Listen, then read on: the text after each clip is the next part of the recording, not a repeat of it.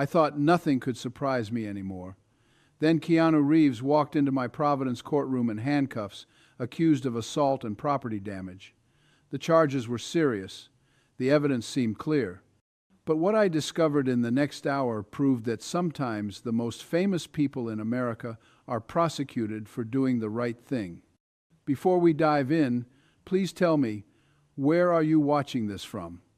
Comment your city below, like this video, and subscribe to this channel. The case file sat on my bench that Tuesday morning. The defendant was Keanu Reeves, the actor everyone knows from his movies. The alleged victim was Robert Mitchell, a 79-year-old Korean War veteran living in a nursing home on the east side of Providence. According to the complaint, Keanu had broken into Robert's room at Sunrise Senior Living, assaulted a staff member, and caused $3,000 in property damage. I reviewed the police report the night before. Officers had responded to a 911 call from the nursing home administrator. They found Keanu in Robert's room, a security guard with a bloody nose on the floor, and a locked medication cabinet torn off the wall. Keanu had refused to leave. He told the officers he wasn't going anywhere until someone explained why Robert Mitchell was being denied his insulin. The nursing home pressed charges immediately. Their lawyer filed an emergency motion to ban Keanu from the property. And the prosecutor, a young woman fresh out of law school, seemed eager to make a name for herself by taking down a Hollywood celebrity. But here's what nobody knew yet. Before we get to that, let me tell you this case wasn't about fame or money. It was about what happens when America forgets its veterans. What happens when profit matters more than people. And what happens when one man decides enough is enough. The bailiff brought Keanu into the courtroom. He wasn't wearing his usual clothes. He had on a simple gray suit, no tie, and his hands were cuffed in front of him. His face looked tired. The bailiff removed the handcuffs and Keanu sat down at the defendant's table. He didn't have a lawyer with him. That surprised me. A man with his resources could afford the best legal team in the country. Instead, he sat there alone. I looked at the case file again. The charges were serious: assault and battery on a security guard, breaking and entering, destruction of property, criminal trespass. If convicted, Keanu was facing up to 3 years in state prison. The prosecutor stood up. Her name was Jennifer Hayes. She walked to the front of the courtroom holding a folder filled with photographs and witness statements. She told me the facts of the case. 2 days ago, on Sunday evening, Keanu arrived at Sunrise Senior Living without an appointment. He demanded to see Robert Mitchell. The front desk receptionist told him visiting hours were over and he needed to leave. Keanu ignored her and walked down the hallway toward the residential wing. A security guard named Thomas Palmer tried to stop him. Keanu pushed past him. Palmer grabbed Keanu's arm. That's when Keanu turned around and punched Palmer in the face, breaking his nose. Keanu went to Robert Mitchell's room and found the door locked from the outside. He kicked it open. Inside, he found Robert lying in bed, barely conscious, his skin pale and sweating. Keanu checked Robert's medical chart hanging on the wall. The insulin dosage schedule showed Robert should have received his injection 4 hours earlier. He hadn't received it. Keanu went to the medication cabinet in the room. It was locked. He couldn't find anyone to open it. So he ripped the entire cabinet off the wall, opened it, and administered Robert's insulin himself. By the time the police arrived, Robert was stable. But the nursing home administrator was furious. She told the officers Keanu had no medical training, no legal right to be in that room, and no authority to administer medication. She wanted him arrested immediately. The officers took Keanu into custody. He didn't resist. He told them he'd do it again if he had to.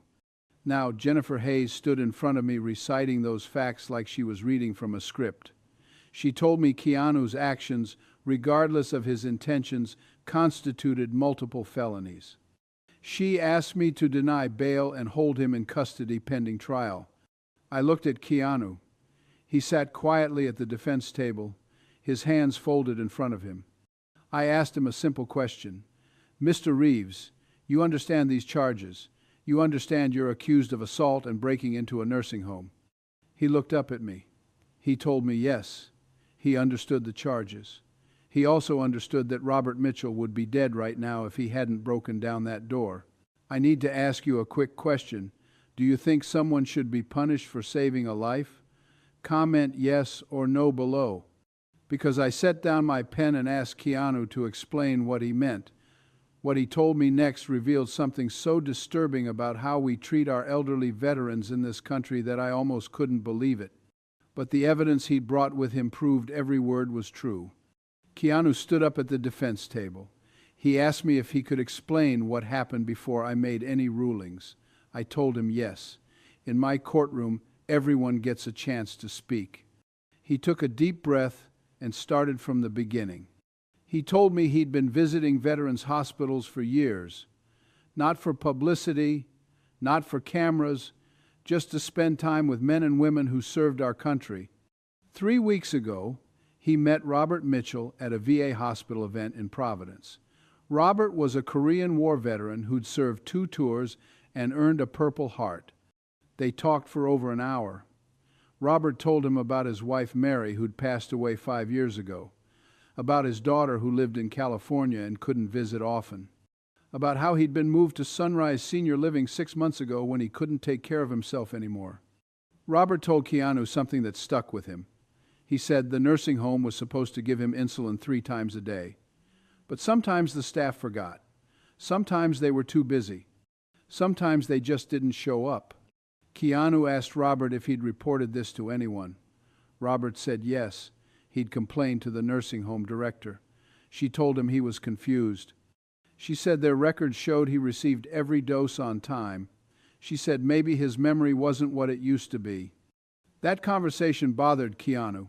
He asked Robert for his daughter's phone number. He called her that same night. Her name was Linda Mitchell. She told Keanu she'd been worried about her father for months. Every time she called him, he sounded weaker. She'd contacted the nursing home multiple times. They always assured her everything was fine. Keanu told me he couldn't let it go. Something felt wrong. So he did what most people wouldn't do. He investigated. He hired a private investigator to look into Sunrise Senior Living. What they found shocked him. The nursing home had 47 state violations in the past 2 years. Understaffing, medication errors, neglect complaints from families. The state had fined them twice, but the nursing home kept operating because they paid the fines and promised to do better. Then, 2 Sundays ago, Keanu got a call from Linda Mitchell. She was crying. She told him she'd just spoken to her father. He sounded terrible. He told her he hadn't received his insulin in over 12 hours. Linda lived 3,000 miles away in California. She couldn't get there in time. She begged Keanu to check on her father. Keanu drove to Sunrise Senior Living immediately. The front desk was empty. He walked down the hallway looking for someone, anyone who could help. He found Robert's room. The door was locked from the outside. He knocked. No answer. He called out Robert's name. Nothing. That's when he made his decision. He kicked the door open. Robert was lying in bed. His skin was gray. His breathing was shallow. Keanu checked his pulse. It was weak and rapid. He looked at the medical chart. Robert's last insulin dose was scheduled for 2 p.m. It was now almost 7 p.m., 5 hours late. Keanu told me he ran to the nurse's station. Nobody was there. He went back to Robert's room and tried to open the medication cabinet. It was locked. He searched for keys. He couldn't find them. He told me he had 2 choices: wait for help that might never come, or break open that cabinet and save Robert's life. That's when the security guard showed up. The guard told him to leave immediately. Keanu told him Robert needed insulin right now. The guard didn't care. He grabbed Keanu's arm and tried to force him out of the room. Keanu pushed him away. The guard came at him again. That's when Keanu punched him. He told me he wasn't proud of it. But he wasn't going to let anyone stop him from saving an elderly veteran's life. He ripped the medication cabinet off the wall, found Robert's insulin, and administered the dose himself. Within minutes, Robert's color started to improve. His breathing steadied. The police arrived 10 minutes later. They arrested Keanu on the spot. I sat there listening to all of this. The courtroom was completely silent. Even the prosecutor looked uncomfortable. I asked Keanu one question. I asked him why he didn't just call 911. He looked me straight in the eye. He told me he did call 911. Before he kicked down the door, he waited 15 minutes. Nobody came. We're approaching something critical here that changed how I saw this entire case. Stay with me, because what I discovered next exposed a truth about how America treats its veterans that will make you angry. I looked at Keanu standing there in my courtroom. Then I looked at the prosecutor. I asked her a simple question. I asked her if she'd verified that 911 call. She told me she hadn't checked that detail yet. She'd relied on the police report and the nursing home's complaint. I told her to check it now. She pulled out her phone and made a call to the Providence 911 dispatch center. We all waited in silence. 5 minutes later, she hung up. She told me the 911 call was confirmed. Keanu Reeves had called at 6:52 p.m. reporting a medical emergency at Sunrise Senior Living. He'd given Robert Mitchell's room number. He'd stated clearly that an elderly diabetic veteran needed immediate insulin or he would die. The dispatcher had logged the call and sent it to emergency services. I asked her what happened to that call. Why didn't anyone respond? She told me the call was marked as low priority. The dispatcher had contacted Sunrise Senior Living directly. The nursing home administrator told them everything was under control. They had medical staff on site. No emergency services were needed. The ambulance was canceled. The courtroom was completely silent. I asked Keanu if he knew the ambulance had been canceled. He told me no. He'd waited as long as he could. But Robert was dying. He couldn't wait anymore. I looked down at my bench. In 38 years as a judge, I'd seen a lot of things. But this was different. This was an elderly veteran being neglected. This was a nursing home lying to 911 dispatchers. This was a man facing prison time for saving a life. I told the prosecutor I wanted to see the nursing home's medical records for Robert Mitchell. For the past 6 months, she told me she'd need a court order to get those records. They were protected by privacy laws. I signed the court order right there. I told her she had 24 hours to get me those records. I was postponing Keanu's arraignment until I saw them. The prosecutor objected. She said this was highly irregular. The charges against Keanu were clear. The evidence was clear. His motivations didn't change the fact that he'd committed assault and broken into a private facility. I told her I didn't care about irregular. I cared about the truth. This case was postponed for 24 hours. Keanu looked at me with something like relief in his eyes. I told him he was released on his own recognizance, no bail. But he was ordered to stay away from Sunrise Senior Living and not contact Robert Mitchell directly. He told me he understood. The next morning, the prosecutor walked into my chambers with a box full of documents. She set them on my desk. She told me I needed to see this. I spent 3 hours going through Robert Mitchell's medical records from Sunrise Senior Living. What I found made me sick to my stomach.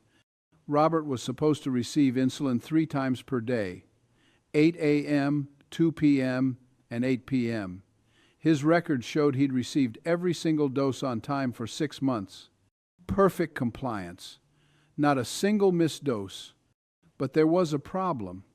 The records were falsified. How did I know?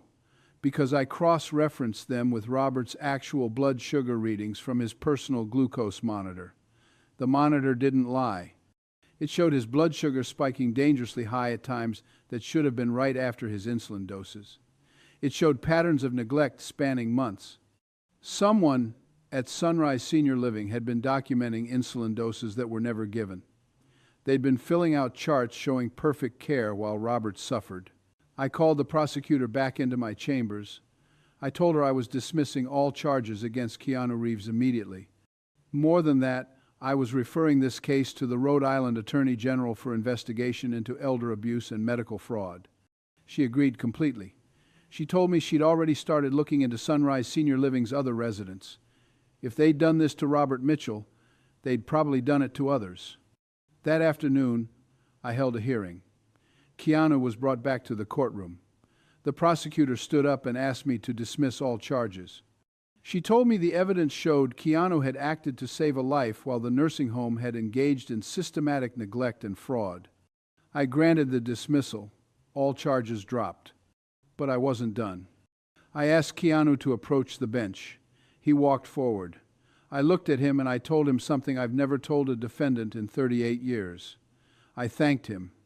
I told him that Robert Mitchell was alive because of his courage. I told him that elderly veterans in nursing homes across this country are being neglected every single day.